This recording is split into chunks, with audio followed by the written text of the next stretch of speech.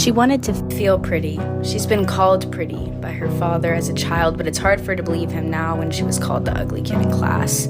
She's been called pretty by her mother all her life, but it's hard for her to believe her when she grew up watching her mother hate her own reflection. She's been called pretty by her friends getting ready in the bathroom, but it's hard for her to believe them when she knows faced with being a good friend and being honest, she would pick complimenting a lie.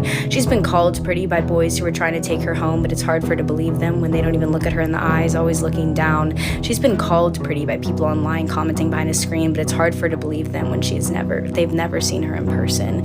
She's been called pretty, but she wanted to feel pretty. She wanted to feel feminine, and there was something feminine about putting on lipstick, about fixing her hair and wearing a sundress, but she found there was also something feminine about not eating.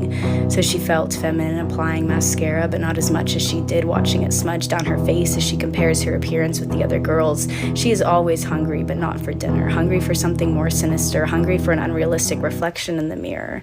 The act of hating her body makes her feel worthy of being a woman. She loathes how it makes her feel feminine to love to hate her body.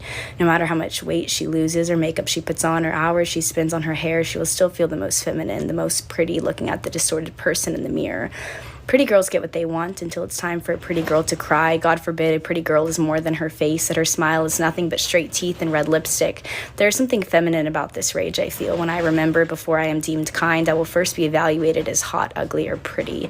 So I apply mascara every morning, for if I am seen as ugly, will they notice I'm kind at all? Will I feel feminine if I do not let it smudge?